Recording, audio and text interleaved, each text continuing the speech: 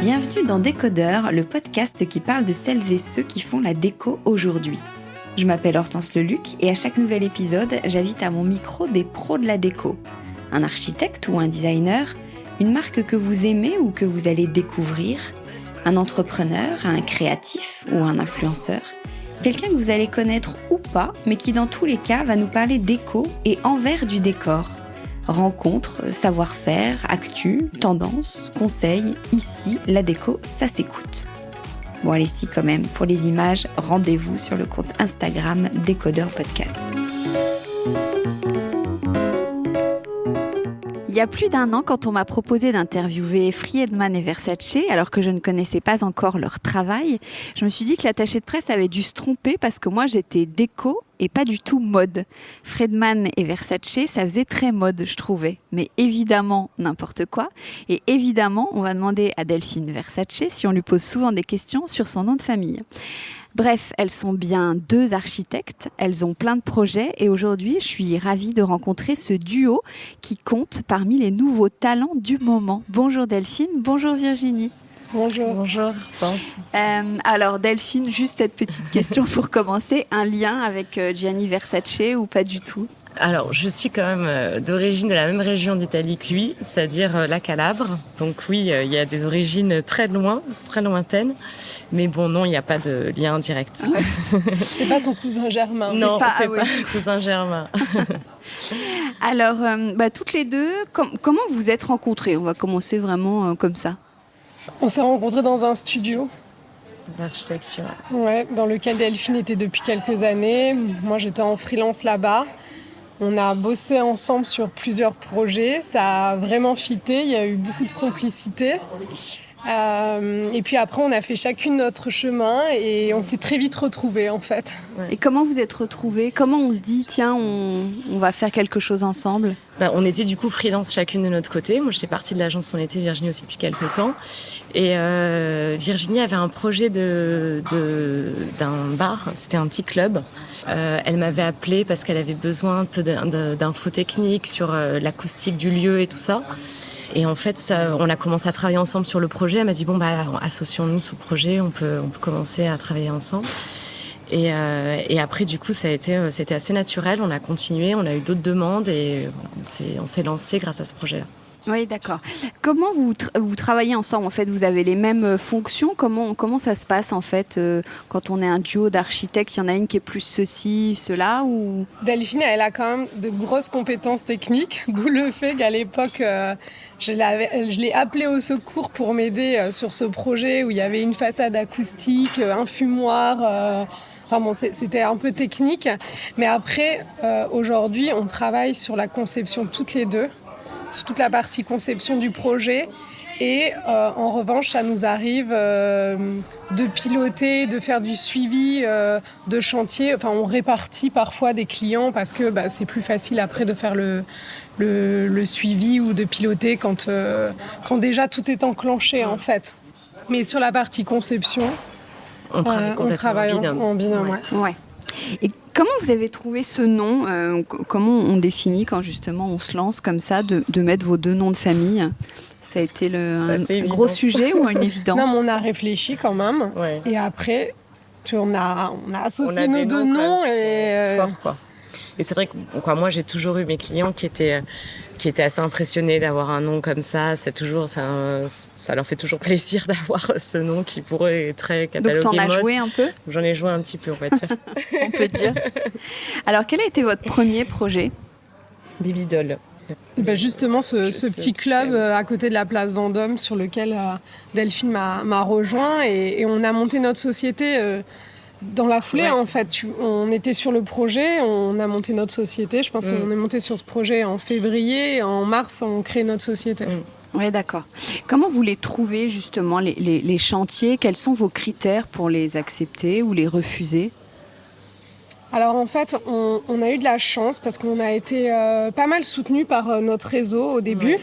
Donc ça pouvait être des artisans, des entrepreneurs qui nous ont apporté des chantiers, qui nous ont recommandés auprès de restaurateurs. Et après, effectivement, on a eu un client sur lequel on a fait un premier projet, ensuite on a fait le restaurant de son frère, ensuite on a fait sa maison. Enfin, voilà, on est rentré dans la famille. Donc ça nous a permis de faire 3 chantiers très rapidement. Et après, on a aussi participé à des appels d'offres, comme pour notre dernier projet, Bambini. Oui, d'accord. Vous travaillez plutôt avec des pros ou des particuliers ? On fait les deux, mais c'est vrai que moi, j'ai vraiment travaillé depuis le début de ma carrière d'architecte. J'ai toujours travaillé sur des établissements qui recevaient du public, donc beaucoup de restaurants, des hôtels, des boutiques. Et en fait, le côté particulier, c'était plutôt tous mes amis à qui je recevais les appartes. Mais j'ai jamais vraiment professionnellement fait des appartements. Et après, en fait, avec le studio, on a commencé à... justement, un de nos clients pour qui on a fait un restaurant, nous a demandé de faire sa maison. Et donc, c'était génial parce que c'était une super belle maison, plein de cachets à Vaucresson. Et en fait, on a enchaîné, on a eu une autre maison par connaissance aussi... d'amis qui ont acheté une maison à Saint-Germain-en-Laye. Et donc là, ça a été les 2 premières maisons qu'on a pu faire vraiment avec le studio. Mais Virginie, avant, en freelance, elle avait fait des appartements. T'avais pas fait un appartement Oui, j'ai fait aussi des appartements, mais on a fait des appartements, mais voilà, moi aussi, j'ai plus fait du B2B, en fait, précédemment. Ouais. Comment vous abordez les projets ? Quels sont les points de départ ? Alors en fait, notre processus c'est le suivant, c'est qu'on travaille énormément sur la partie narrative d'un projet. Alors ça dépend si c'est du particulier ou si c'est du professionnel, restaurateur, mais en principe, on s'attache énormément soit à la carte du lieu, soit à l'environnement. En fait, ça dépend quel est le cahier des charges du client. Des fois, on n'a pas du tout de cahier des charges, donc c'est nous qui l'orientons. On s'appuie souvent sur sa carte. C'est quoi la carte ? La carte du restaurant. C'est un restaurant, c'est... la carte, le menu, tu veux dire ? Le menu. D'accord. Si c'est un restaurant méditerranéen, si on a travaillé sur un restaurant argentin, donc tu vois, on a repris des codes en fait d'une estancia, d'une maison au milieu de la pampa, mais voilà, ça va vraiment dépendre souvent de la carte et après sinon de l'environnement, de la personnalité, de la sensibilité de notre client. Voilà, on prend en compte tous ces éléments pour commencer à avoir une base narrative sur nos projets. C'est ça qui nous aide à écrire notre concept et à faire aussi notre plan d'implantation. Oui, parce que clairement, le plan, c'est la deuxième chose qui vient tout de suite après ça. C'est comment on arrive à interpréter cette histoire dans le volume. Donc, on est très attaché. En fait, souvent, comme on fait des lieux qui sont comme des outils pour nos clients, si c'est des restaurants, des boutiques, on doit vraiment prendre en considération toutes les problématiques techniques et la circulation et l'accueil du client, comment il va se faire et tout ça. Donc, c'est vrai qu'on travaille d'abord le plan en premier, parallèlement à cette histoire narrative, et on essaie de transcrire notre histoire narrative à travers les volumes. Donc on travaille vraiment en parallèle ces 2 aspects-là. Et souvent, même quand on prépare les premiers moods et tout ça pour les clients, on n'essaie pas de trouver des images qui sont rapport vraiment à la déco. C'est plutôt des inspirations imagées en fait de la narration qu'on met en place. Et des fois, d'ailleurs, c'est ce qui surprend un peu nos clients parce que du coup, on les amène pas tout de suite à se projeter dans un lieu parce qu'on essaie de créer un lieu pour eux. Donc, on veut pas essayer de trouver une inspiration d'un truc qui existe déjà, mais plutôt de trouver des matières, des couleurs, une atmosphère, des mots qui vont transcrire en fait ce qu'on a envie de donner dans le lieu. Ouais. Et ensuite, quelles sont les étapes en fait ? Comment vous allez le composer, ce décor ? En fait, c'est difficile d'exprimer ça parce que on n'est pas forcément dans une composition immédiate. C'est souvent une progression en fonction de ce qu'on a mis en place au départ. Ça peut partir d'une couleur, ça peut partir d'un luminaire. C'est vraiment, je pense qu'on déploie au fur et à mesure la manière dont on va réinterpréter l'espace. Donc il n'y a pas de composition immédiate, même si tout le mobilier que l'on met dans nos lieux sont dessinés sur mesure. Donc, il y a aussi les formes, la manière dont on on appréhende en fait ce mobilier, ça a quand même beaucoup d'importance dans l'espace. Mais c'est vrai que des fois, on peut, je sais pas, pendant le chantier, décider de changer une couleur ou un matériau ou la manière dont on va mettre en scène un tissu. Voilà, ça peut vraiment évoluer parce que l'approche des volumes, elle est quand même complexe en définitive. Et tant que tu peux pas te projeter dans l'espace et être toi-même en fait dans cet écosystème-là, tu vois, même si tu l'as raconté, que tu l'as envisagé, que tu l'as appréhendé, il y a toujours ce moment où c'est aussi difficile pour nous, c'est-à-dire que il faut qu'on soit dans l'espace, donc on passe beaucoup de temps sur nos chantiers pour arriver aussi à le retranscrire au mieux. Et c'est là que parfois on fait des modifications pour que ça soit plus adapté et que ça corresponde plus soit à ce qui a été prescrit dans le cahier des charges, soit à l'environnement qu'on veut réellement ce qu'on veut vraiment faire ressentir aux clients. Ouais. Tu dis qu'il y a beaucoup de sur-mesure dans les projets. Comment vous travaillez dans ces cas-là ? En fait, comme on dessine tout, on dessine vraiment tout intégralement. C'est-à-dire que on fait vraiment tout ce qui est mobilier, banquette, on fait vraiment du sur-mesure. Après, on a vraiment ce goût pour l'artisanat. Donc, on aime beaucoup découvrir à chaque fois qu'on fait un nouveau projet. On aime bien travailler avec des nouveaux artisans. Et du coup, on se challenge un peu et on aime bien vraiment faire de la composition sur mesure. Donc, c'est-à-dire qu'on va jusqu'à dessiner des motifs de moquette, dessiner des luminaires, des plâtreries, voilà, tout ça, on va le dessiner pour vraiment répondre au projet et pour lui donner un côté unique. Mais ouais, c'est vrai qu'on dessine intégralement tout, quoi. Là, sur Bambini, tout a été intégralement dessiné. On a chiné quelques pieds de lampe et des pilastres voilà, c'est ces choses qu'on a chinées. Tout le reste, sur les 400 mètres carrés, on a tout dessiné sur mesure. Et c'est tout le temps le cas ou dans vos autres restaurants, par exemple, pour le choix de la déco, vous pouvez aussi acheter des... C'est à 95% du sur-mesure. Sinon, c'est chiné.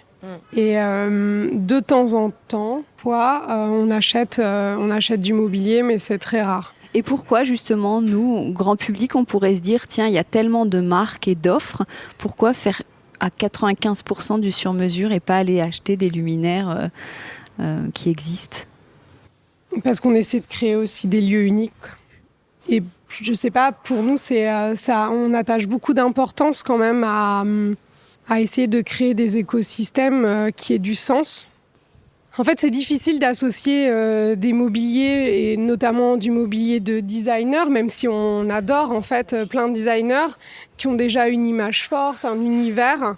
Donc, même si personnellement, en fait, pour nous, on achète du mobilier de designers, c'est vrai que quand on fait nos lieux, on s'inspire énormément de designers. C'est là, par exemple, sur Bambini, on s'est vraiment inspiré des années 50, de Giacometti, de Gabriela Crespi, de Gio Ponti ou de Carlo Scarpa. Mais c'est vrai qu'après, on aime bien aussi réinterpréter le mobilier que l'on va mettre dans les lieux que l'on crée pour nos clients. Et alors justement, si on parle de Bambini, quelle est l'histoire en fait, si vous deviez nous raconter le projet? On vous a donné un brief, quel était-il? Alors oui, bien sûr, on nous a donné un brief, un restaurant italien qui soit festif, qui soit populaire. C'est quelque chose qui nous parlait énormément parce que on est très méditerranéenne dans l'âme avec Delphine, donc c'est une approche qui nous intéresse et sur lequel on a, je pense, un vocabulaire assez large. Donc on a essayé d'apporter notre culture aussi à travers ce projet de la Méditerranée. Alors concrètement, comment ça se traduit? Là, si vous voulez le décrire aux auditeurs qui ne voient pas, par exemple. Par l'utilisation, on a réinterprété, par exemple, bon là on le voit pas ici, mais une fresque sur de la faïence qui nous rappelle les fresques italiennes de Livia. Donc on a repris ce dessin pour cette fresque.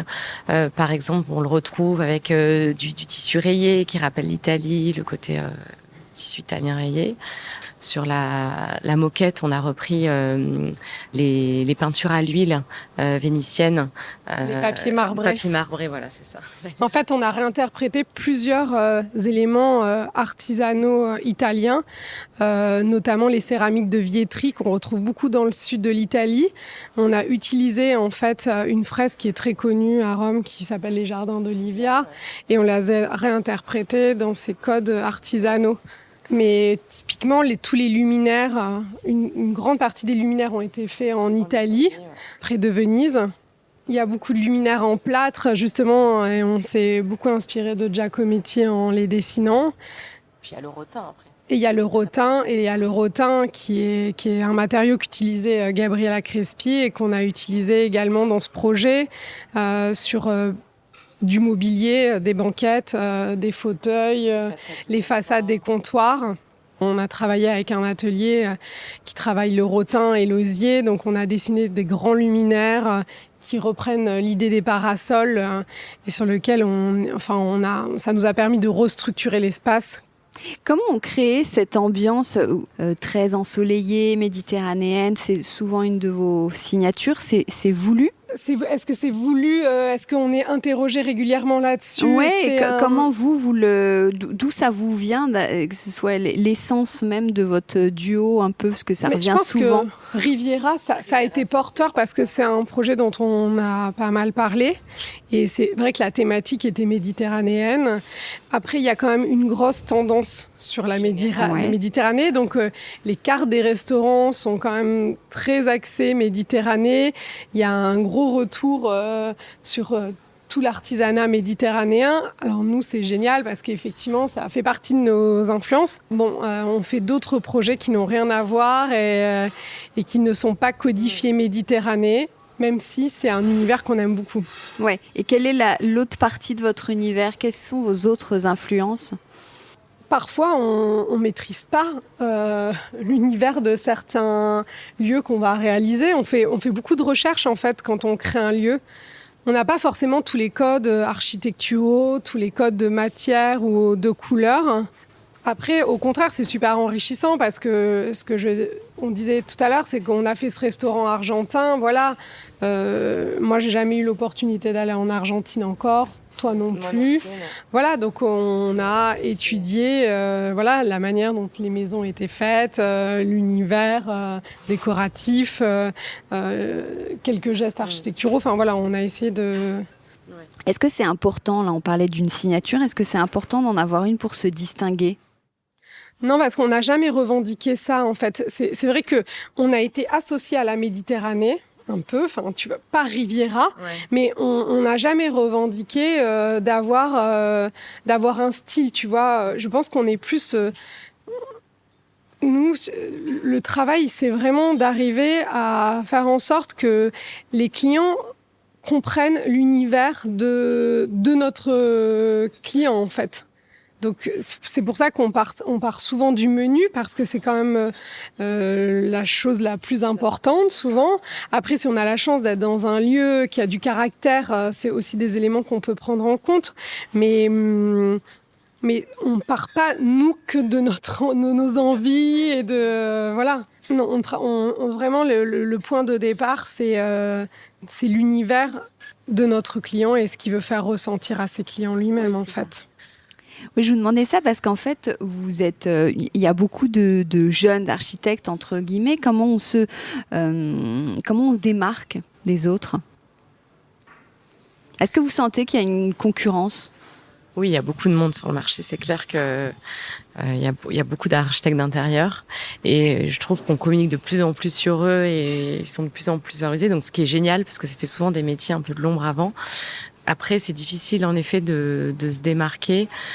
Là où on essaye de se démarquer, nous, c'est de vraiment, comme disait Virginie tout à l'heure, de créer des écosystèmes et d'être très cohérent sur la globalité de nos projets pour on arrive à avoir cette identité forte de chaque lieu et que donc, du coup, on arrive à ressentir un peu notre patte avec justement ce fait qu'on fasse beaucoup de choses sur mesure, beaucoup d'artisanat et que en fait on n'avance jamais dans une zone de confort et à chaque projet on essaie de se challenger un peu et d'essayer de trouver justement de nouveaux partenaires avec qui on va pouvoir développer une nouvelle lampe, un nouvel habillage de comptoir ou une nouvelle céramique. Et donc du coup, je pense que c'est en ça qu'on essaye de se différencier les uns des autres, tous. Après, il y a une recherche d'efficacité quand même. On est face à des clients qui ont besoin d'être très efficaces. Donc, je pense qu'on sait aussi répondre à ce besoin-là, en fait. Il y a la créativité, mais ça, on est plein à l'avoir. C'est difficile de revendiquer d'être créatif parce qu'aujourd'hui, il y a plein de jeunes qui sont géniaux et dont on s'inspire aussi. D'ailleurs, plus de jeunes parfois que de maîtres de la déco. Mais il y a aussi ce besoin d'efficacité.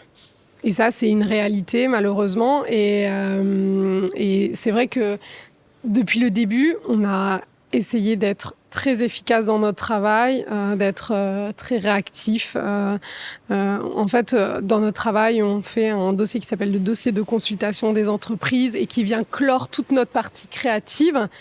Et ça, sur des espaces assez importants, on est capable de les faire dans des temps assez court. Donc voilà, c'est notre capacité à se sourcer en permanence, à s'enrichir d'un point de vue créatif qui nous permet aussi d'aller assez vite, quoi. Et c'est quoi vite? Combien de temps il faut? Par exemple, la Bambini, c'est une grosse machine, entre guillemets. Combien de temps il faut? Là, par exemple, c'est en 2 mois et demi, 3 mois, il faut rendre tout le... Ouais. Il faut tout rendre, en fait. Il faut rendre quoi? Il faut rendre que le lieu ouvre? Non. Non, justement, par exemple, un dossier de consultation des entreprises, c'est le moment où après tu vas interroger les entreprises pour faire un appel d'offres. Mais pour nous, ça vient clôturer toute la partie conception et créative, en fait. Donc tout le projet est dessiné. Oui, de toute façon, après, impossible d'ouvrir, je dis ça, mais oui, c'est après, ridicule, comme si on avait déjà vu un resto ouvrir en 2 mois. Et après, tu as le chantier, en fait.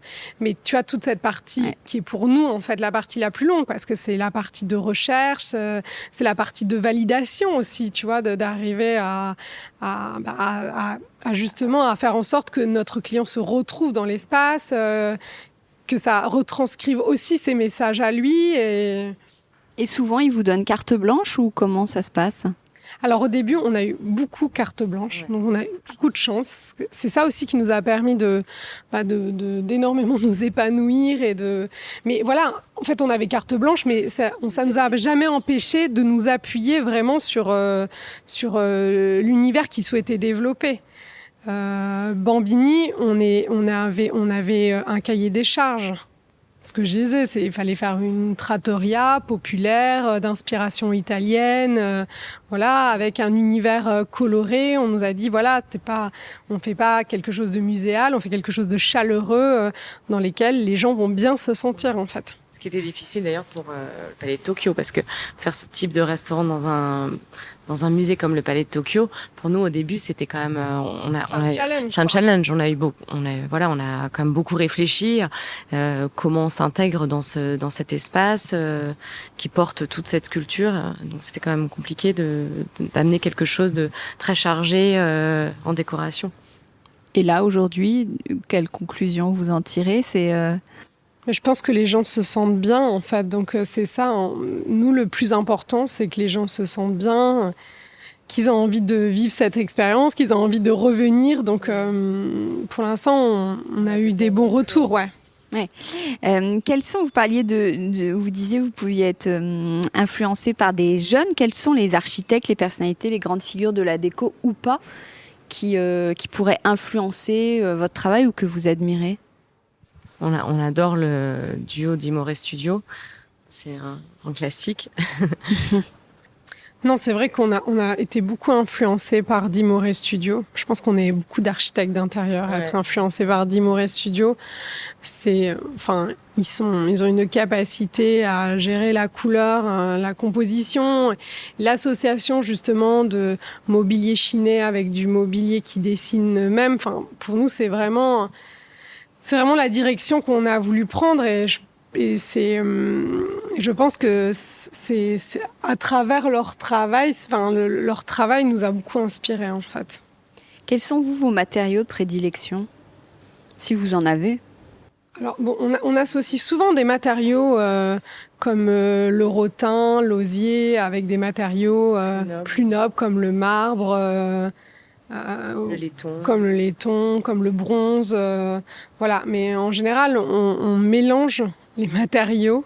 On n'a pas de... Enfin, je sais pas, j'ai pas d'affect vraiment pour un matériau. Après, on force l'artisanat quand même. On aime bien les choses qui font naturel en fait. Les matériaux naturels, les matières brutes que plutôt...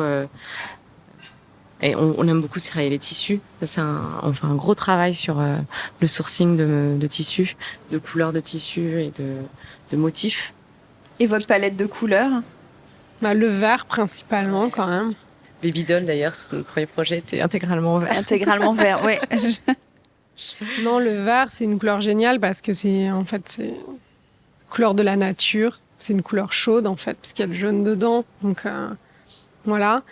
Et puis, on a eu tendance à travailler beaucoup sur les bruns, la couleur de la terre également, des rouges bruns, voilà, des couleurs très chaudes, mais parce que c'était aussi très lié à nos univers méditerranéens qu'on développe. Mais après, on n'est pas figé dans une couleur, on n'est pas figé dans un univers. Non, au contraire, c'est ça qui est enrichissant dans notre travail, c'est que c'est un renouvellement permanent, que tu as des choses qui sont là, qui ont toujours été là, qui sont pérennisées, et tu peux les enrichir, tu peux les travailler, tu peux les moduler. Donc, c'est ça qui est intéressant, quoi. C'est qu'on n'est pas arrêté dans une époque, dans un décor. Oui. Qu'est-ce qui vous plaît le plus, justement, dans votre métier? Moi, la phase réalisation. Là, quand on voit les choses se mettre en place, qu'on a imaginé, dessiné pendant des mois, et qu'on voit enfin les choses prendre vie, c'est la partie la plus excitante, on va dire. Ouais. Stressante aussi, parce que du coup, on se rend compte s'il y a des choses qui vont pas et qu'il faut réajuster, mais c'est vrai que c'est la partie... Et ça arrive souvent, ça, de réajuster? Bah oui, tout le temps. C'est ça, c'est un exercice de toujours, quoi. Il n'y a pas un chantier qui se passe sans qu'on doit réajuster des choses. Après, c'est toujours pareil, c'est avec notre œil à nous, de conceptrice du lieu, où on voit vraiment, on avait une idée des choses et qu'on on veut une finalité précise. Donc c'est vrai que des fois, les gens qui nous accompagnent sur les projets ne voient pas les mêmes choses et du coup nous disent mais non, ça va. C'est bien dans l'ensemble, mais voilà, on a ce sens du détail en fait qu'on recherche à chaque fois. Et qu'est-ce qui vous plaît le moins ou qui est le plus difficile? Moi, j'avoue que c'est pas ma phase préférée. Pour elle, c'est la phase la plus... Parce que moi, c'est la phase, tu vois, où c'est ultra... Moi, je suis très émotive. C'est un truc où, justement, tu vois, c'est une naissance, quoi. Donc, moi, j'adore le début, j'adore la partie narrative, j'adore la partie où on fait des recherches, où on est en train de composer l'histoire, où ça prend forme dans nos têtes, où on est obligé de le traduire, donc le raconter. Donc c'est un vrai exercice en fait pour arriver à embarquer nos clients dans leur histoire, mais que nous on s'est approprié aussi. Donc à un moment donné, ça devient une histoire partagée. Et pour moi, ça c'est la partie la plus excitante en fait. C'est de créer. Et après, dès qu'on est dans l'exécution, pour moi c'est beaucoup plus difficile parce que c'est ce moment-là où que je te disais tout à l'heure, c'est vraiment difficile de se dire, bah voilà, on compose un lieu, non, parce que t'es au milieu du truc et parfois, c'est pas à l'image de ce que, enfin, c'est pas exactement l'image de ce que tu avais écrit au début, en fait. Donc, c'est là où il faut l'adapter, il faut se remettre en question et il faut dépasser ses limites et il faut recommencer à faire des recherches et voilà, et tu remets à plat des fois certaines choses et pour moi ça c'est difficile, quoi. Ouais. C'est là où c'est sympa d'être deux du coup. Exactement. On est très complémentaires Ouais, là-dessus. exactement. Parce que c'est en effet comme dit Virginie, c'est une phase d'angoisse pour elle, les livraisons et voilà.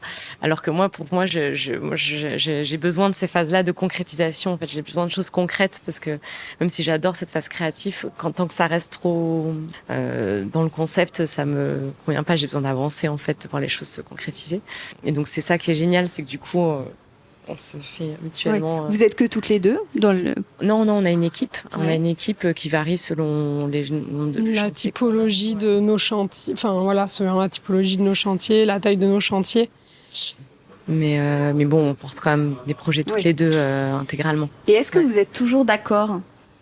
Non, pas toujours. Non, on n'est pas toujours d'accord, mais c'est ça qui est enrichissant aussi parce que souvent ça nous permet de nous challenger en fait. Quand on n'est pas d'accord, ça nourrit justement la discussion, quoi, parce qu'on est quand même souvent d'accord, mais quand on n'est pas d'accord,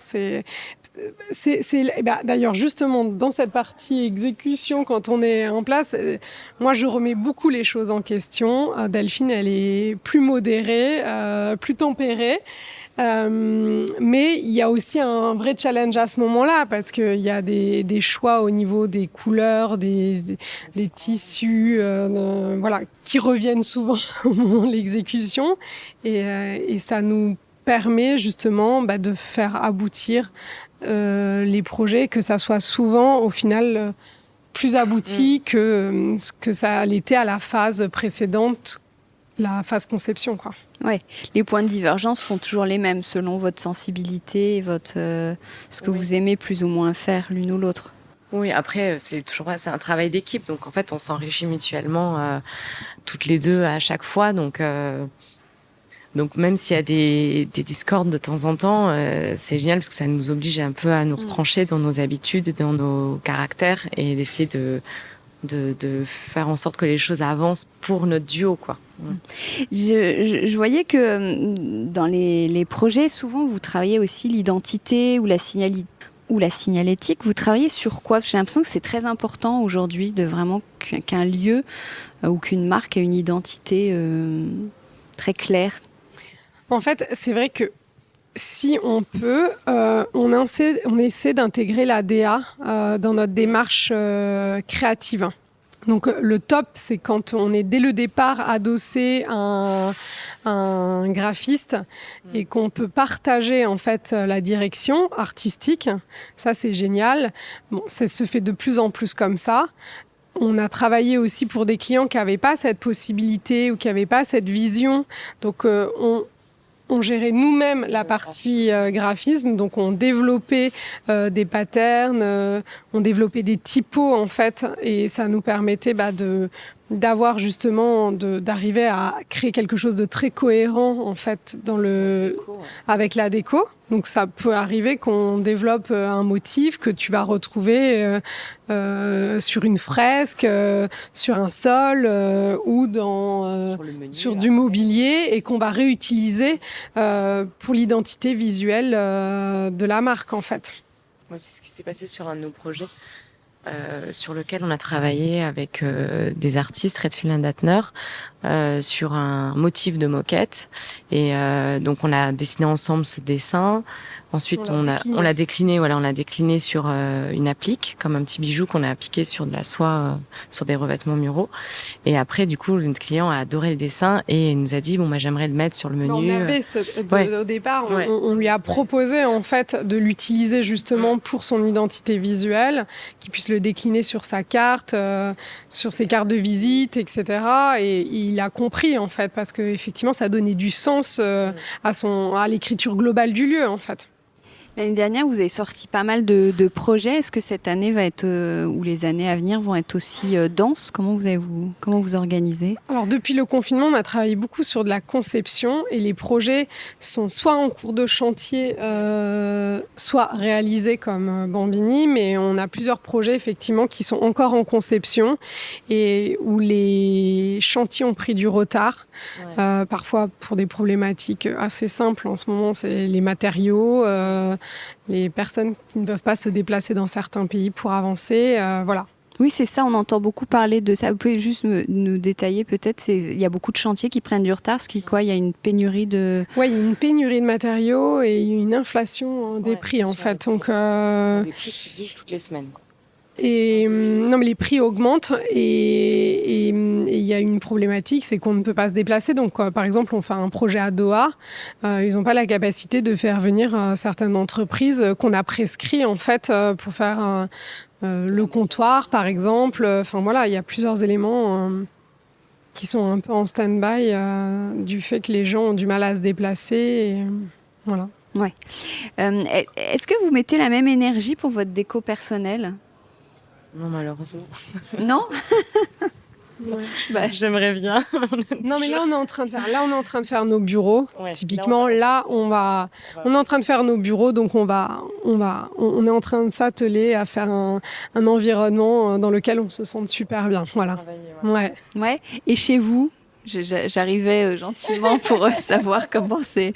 Chez vous, c'est c'est un vrai décor ou Non, parce que en fait, dans une maison, dans un appartement, c'est plus difficile de théâtraliser l'environnement, tu vois, parce que t'as besoin aussi, je pense, d'avoir des temps de pause, même en déco. Ouais.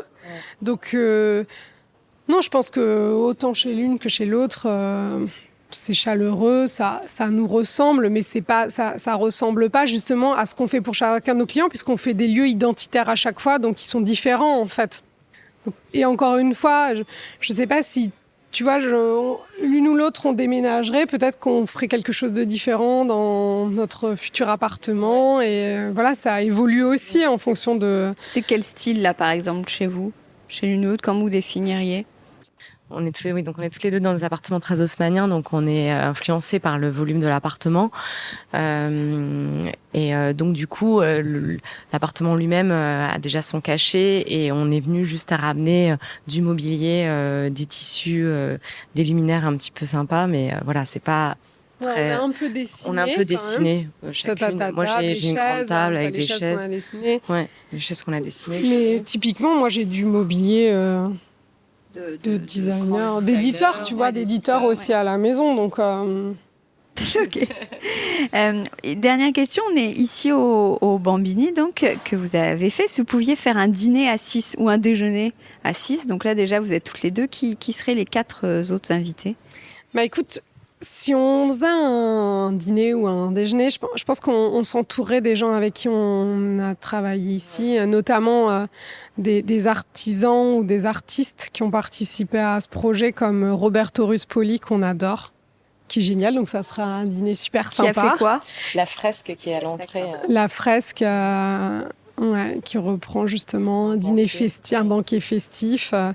On a été accompagné aussi par les céramiques du Beaujolais. C'est quelqu'un avec qui on a travaillé sur de nombreux chantiers, qui nous accompagne depuis le début. Des artistes peintres qui nous ont peint toute la fresque, donc il y a eu tout un travail avec elles. Voilà, donc ça plutôt les gens les personnes avec qui vous avez travaillé. Les perles 1909, atelier perles de bois. On a fait tous les rideaux de perles en bois avec Pauline et Amélie qui nous ont accompagnés là-dessus. Clairement, voilà, ce serait ces équipes. C'est un chantier, c'est quand même quelque chose qui est éprouvant. En fait, parce que ce que je te disais, il y a quand même beaucoup d'émotions. Tu fais naître quelque chose et tu embarques les artisans avec lesquels tu travailles. Et c'est souvent, t'es souvent dans des phases techniques où t'es en train de régler des choses et où en fait, t'es plus dans l'émotion pour essayer de rationaliser le sujet. Et je pense que après, c'est important de pouvoir se reposer, d'être heureux aussi de ce qu'on a fait ensemble, en fait, de cette collaboration, quoi. Oui, c'est vraiment un travail d'équipe. Ouais, c'est vraiment un travail d'équipe. Et c'est la même chose. On a nos équipes, en fait, partagent aussi la conception et la création avec nous. On essaie d'intégrer au maximum nos équipes dans la réflexion créative, en fait. Ça enrichit toujours. Enfin, c'est ultra important cette collaboration, en fait. C'est un vrai enrichissement pour nous. Et comment on continue à se cultiver, à apprendre des choses, à en savoir plus, à suivre les tendances ou même pas forcément ce qui est tendance en termes des matériaux. Non, mais voyager, c'est génial, quoi, déjà. Mais c'est vrai qu'on a... c'était plus compliqué, mais voyager, lire, mais tu vas écouter de la musique en fait. Il y a plein de choses en fait qui te font voyager. C'est pas que se déplacer dans un pays et voilà, mais il y a énormément de choses. Les rencontres, c'est un vrai voyage. Aujourd'hui, ça fait 1 an qu'on est un peu coupé des rencontres et un peu coupé des déplacements. Donc ça a été, sincèrement, c'est vrai que dans le processus créatif, j'espère que tu vois là, on va pouvoir revoir des gens, pouvoir partager, parce que c'est super important. Eh ben, merci beaucoup d'avoir partagé cet envers du décor. Merci. Bonne Merci journée. à toi. Merci beaucoup. Au revoir. Bonne journée. Décodeur, c'est terminé pour aujourd'hui. Merci beaucoup d'avoir écouté en entier. Si vous avez aimé, n'oubliez surtout pas de vous abonner à ce podcast pour ne pas rater les prochains épisodes chaque vendredi. Bien sûr, vous pouvez aussi le partager sur Facebook, Twitter ou en story. Ça permet de le faire connaître à vos proches. Je suis Hortense Leluc et vous pouvez me retrouver sur Instagram via le compte Décodeur Podcast. N'hésitez pas à me suivre pour l'actu déco. Et si jamais vous écoutez cette émission sur iPhone via l'application Apple Podcast, vous pouvez aussi me laisser un commentaire, rubrique classement et avis, c'est juste sous la liste des épisodes.